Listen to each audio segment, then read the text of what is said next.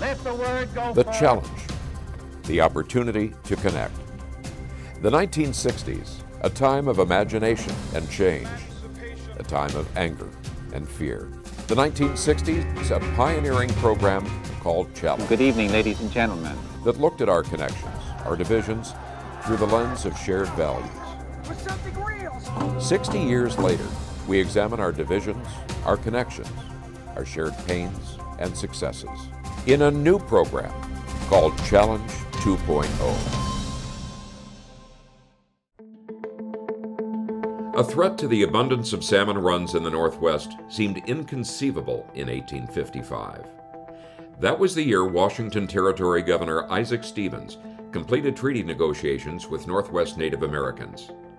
Defined as contracts between sovereign nations, the treaties mandated the removal of Native peoples from their traditional lands to reservations.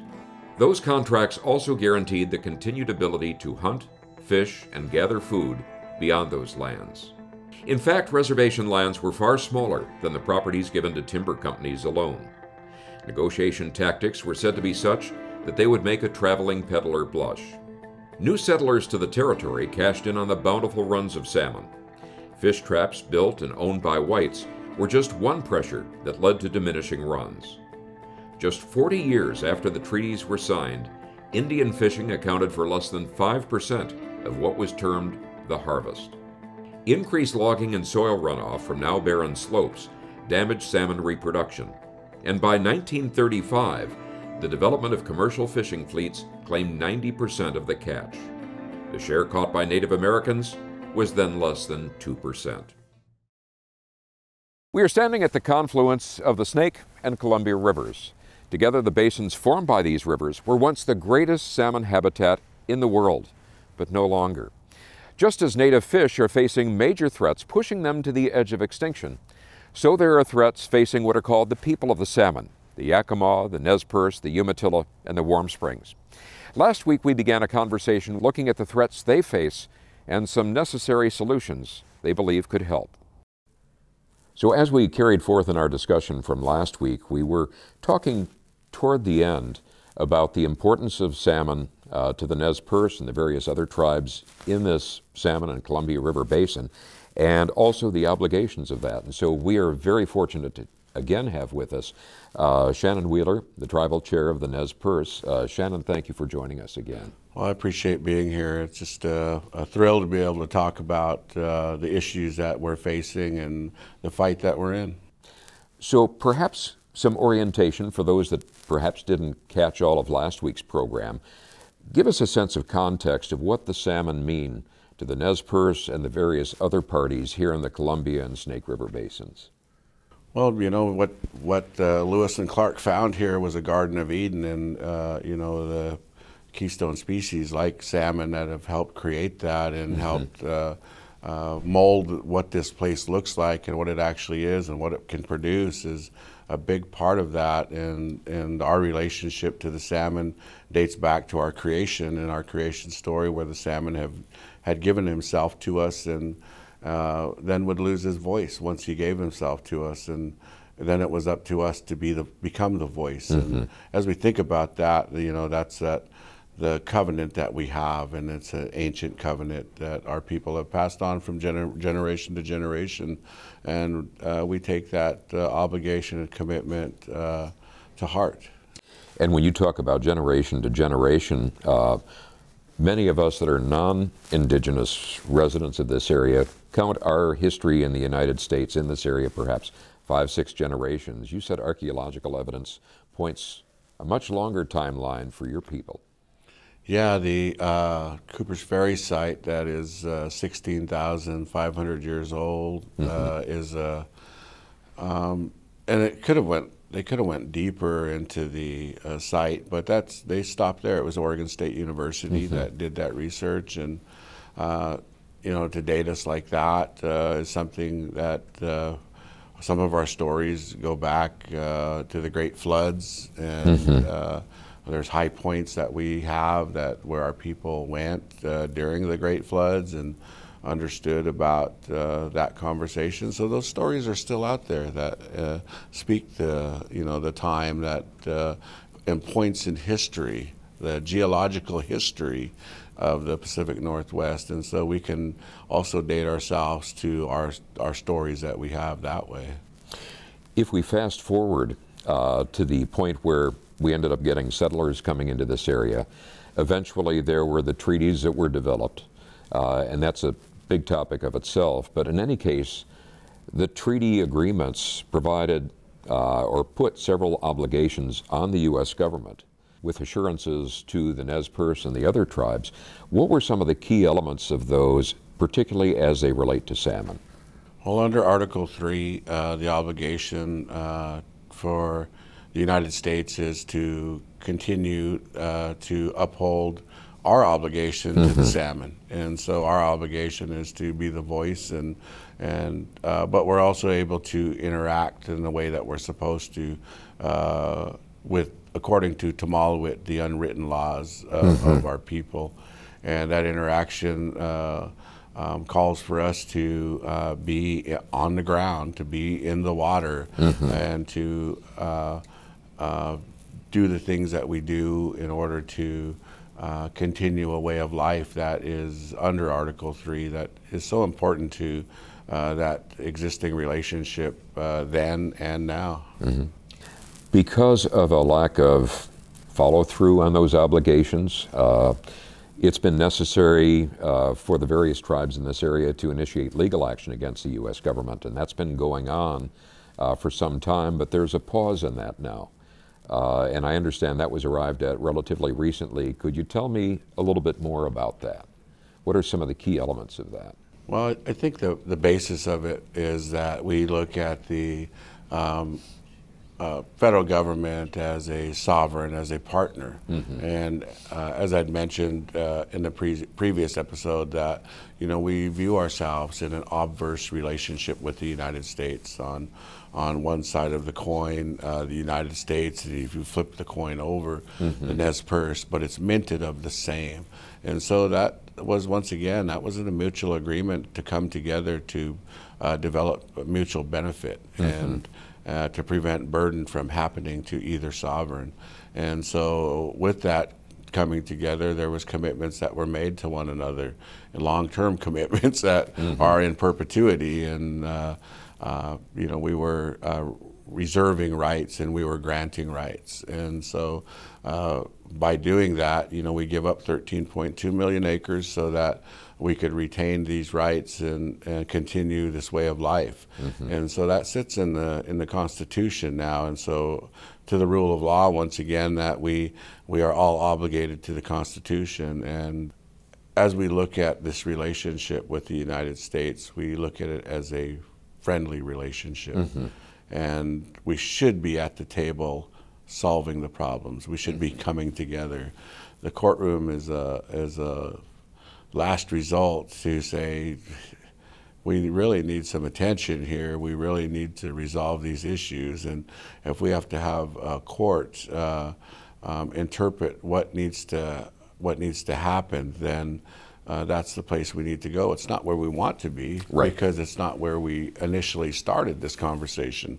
We initially started this conversation at the treaty grounds, and that's how we resolved the issues then, and that's how we should resolve the issues today. And if something that you're doing, the United States, that's burdening the tribe, then it's up to us to tell you about it as your federal partner. And so when we come to the table and we say that our salmon runs have been decimated to the point of extinction, some extirpated already, we need to do something about that. The system that was put in is burdening us. It's burdening these salmon runs. We need to sit down together at the table, resolve these issues. You need to take the necessary actions to resolve these issues. That what you're doing on your side of the coin is affecting us. And so is that our responsibility to fix? No, our responsibility is to let you know that you're burdening us. And so the United States, this administration, the Biden-Harris administration, takes that obligation serious, and we're thankful for that. We're thankful that they've come forward and said, hey, there's something going on here that ain't right. There is an obligation. We do have an obligation. We need to uphold our obligations to tribal nations across these lands, and in particular, and in this case, the Columbia River tribes that have lost several salmon runs and are on the brink of losing several more. We need to come together and we need to talk about this and what can we do to help the change. And thankful for Governor Inslee and Senator Murray for completing that study that Jim Cramer had done and identified, you know, the replacement services that would have to happen in order for breaching to be considered. So what are some of the key elements that have moved this back out of the courtroom and more toward the negotiation or conference table? Well, you know, I kind of look back towards Congressman Simpson, Mike Simpson, the representative from the state of Idaho that has made, you know, dam breaching, you're able to say that now. You're able to say dam breaching. Why? Because he said 25, 30 years ago, it'll never happen. We have to try everything else before we go to dam breaching. And now he said, we've tried everything else. There's only one thing that we can do now to save the salmon, that is breach the dams. But we also have to continue to make the Pacific Northwest whole, and its entities that are out here, the stakeholders like irrigation, like you know, the transportation, agriculture, energy. We all need to grow that regardless.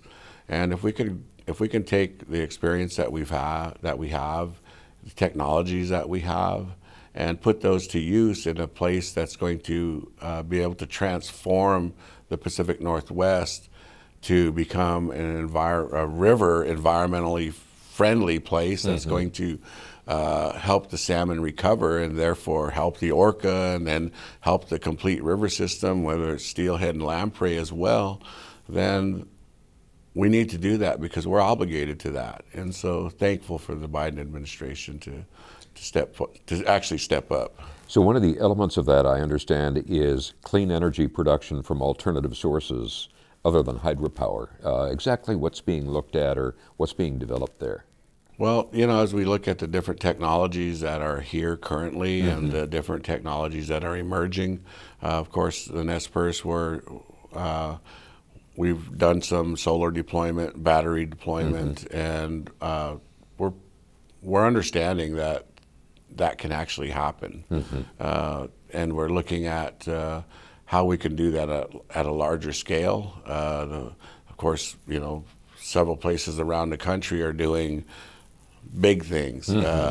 Former administrator of BPA, Elliot Mainzer, went to California and produced 7,000 megawatts of solar power and 5,000 megawatts of battery storage in 3 years.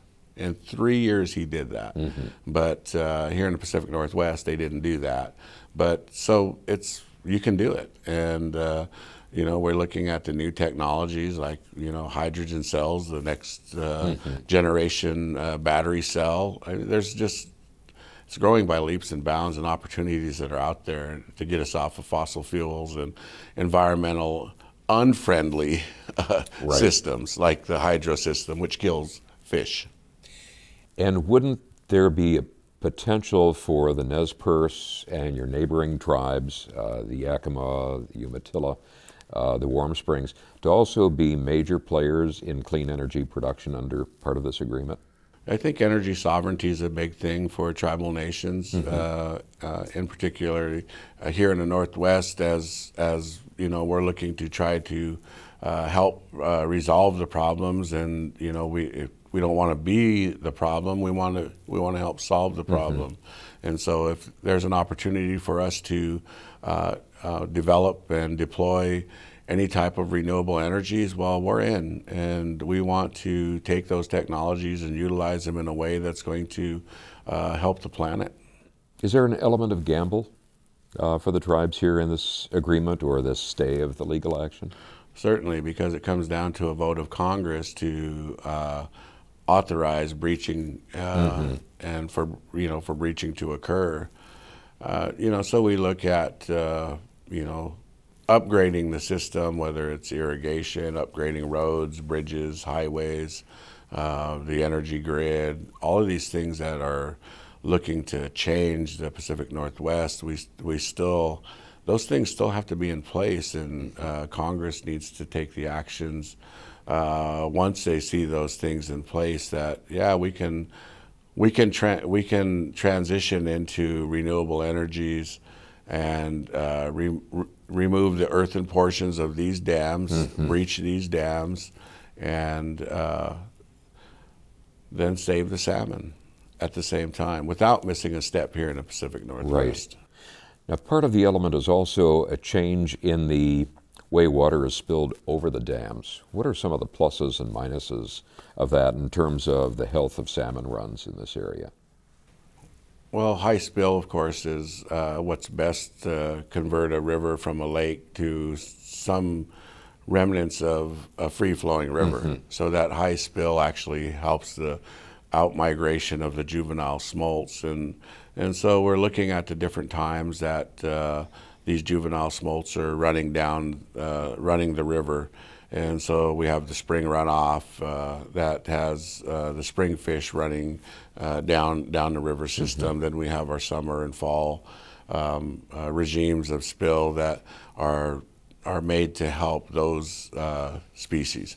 Now, you know, as we look at the different runs, of course, the spring fish in this agreement have a little more spill, so that's a good thing. And but the summer run those are rolled back, and so those fish runs have actually been growing, and that's kind of the more healthy of the fish runs.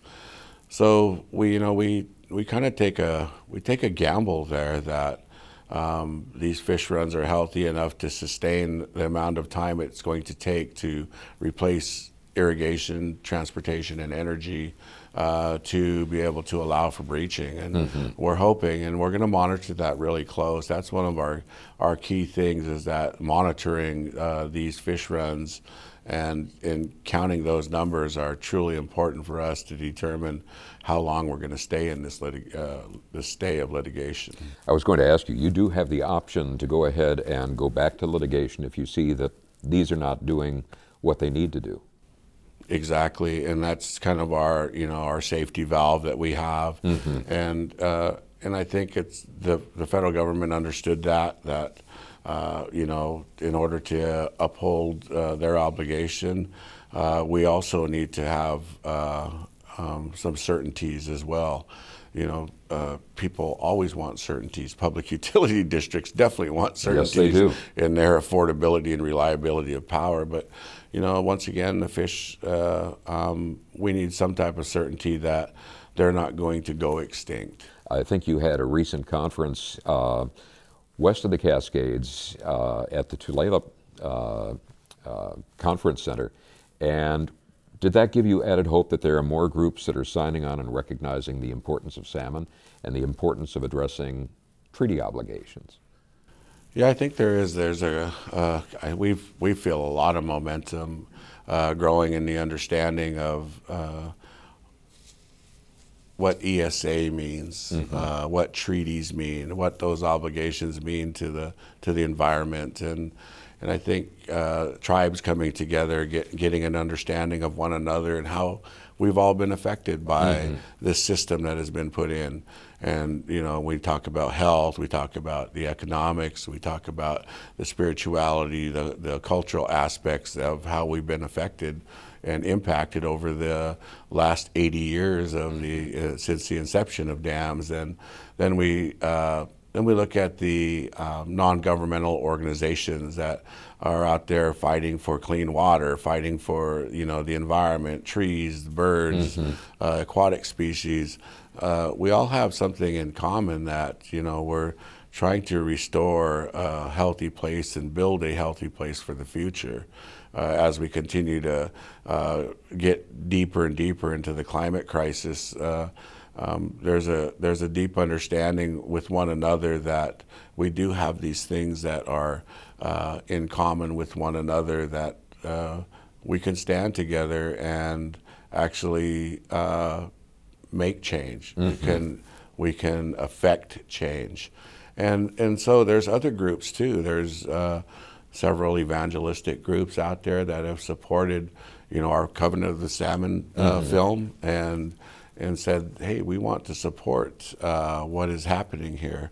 The chefs of Seattle, the bishops of Seattle, all of them that have come forward with letters of support for breaching the lower Snake River dams because of the humanitarian reasons, I guess, Right.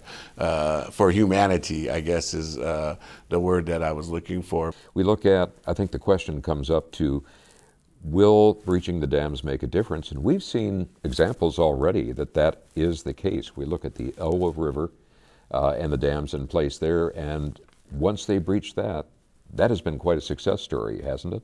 Yes, yeah, and getting to actually see those results and see those nations like the Lower Elwha tribe being there harvesting and being on the landscape again, and just seeing them at different meetings and getting to talk with them and what it's doing for their people and what it's doing for the landscape itself is certainly something that we find comfort in, that we know the direction that we're going is truly the correct and right direction to be walking in. Is there already at work some planning for how you would restore the system?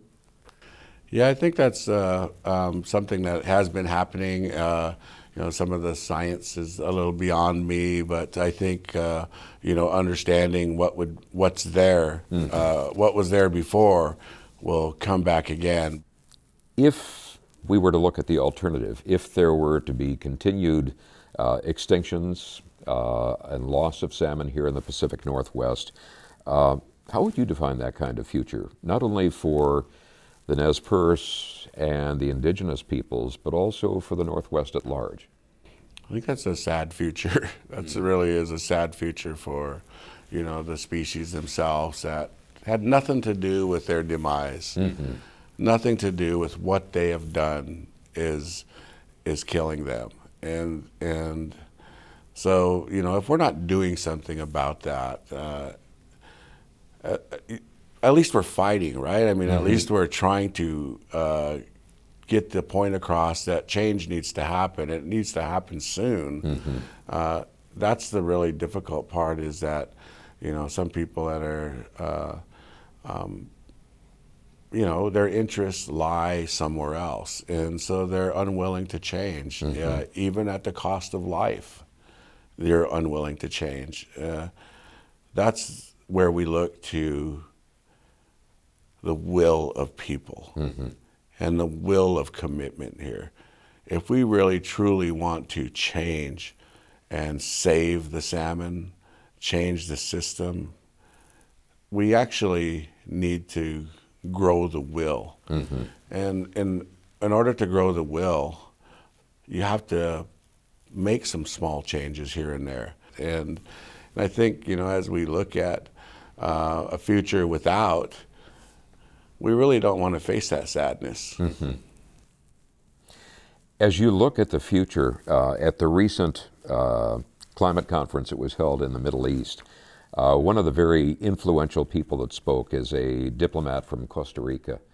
And she said, I think we have our focus set in the wrong direction of what this is going to cost us, the energy that it's going to cause us to have to redirect. But she said that we can look at the advances that are being made in energy and science and say that this could lead to a future for our children and our children's children that we can't even anticipate how much better that could be. Does that sense of hope inform you, and if so, how?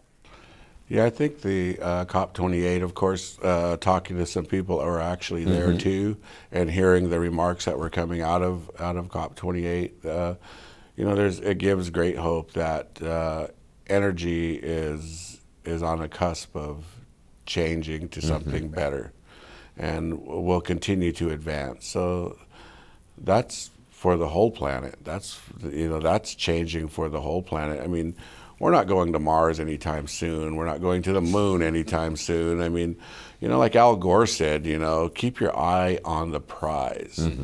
And when he said that, it was a photo of the blue planet from space. And that always caught me, you know, that always, you know, keep your eye on the prize. The prize is where we're at, not where we're going to. The prize is here, so we have to take care of it. And if you're keeping your eye on that, you're going to do the right things, necessary things that is going to be able to hold that and cradle that still. So if there was if you could imagine a mother holding the earth as a child, as an infant, then that's really what we need to be doing as human beings. We need to stop doing the things that we're doing. Well, maybe not stop, but change the way that we're doing things and really cradle the earth in that fashion. I can think of no better way to conclude our conversation. Thank you very much, Shannon, and we'll hope for good results to come out of this latest stage that you're taking. Thank you too, Jeff. Appreciate it. And thank you very much for tuning into this episode of Challenge 2.0. We hope you'll join us again next week. If you've enjoyed this program, found our conversations to be informative, entertaining, and thought-provoking, and the vision inspiring of people from different backgrounds who can disagree without being disagreeable, perhaps you might consider supporting our program with a contribution. Your support will not only help our program continue, it will also support the broader efforts of Paths to Understanding, our supporting parent nonprofit organization.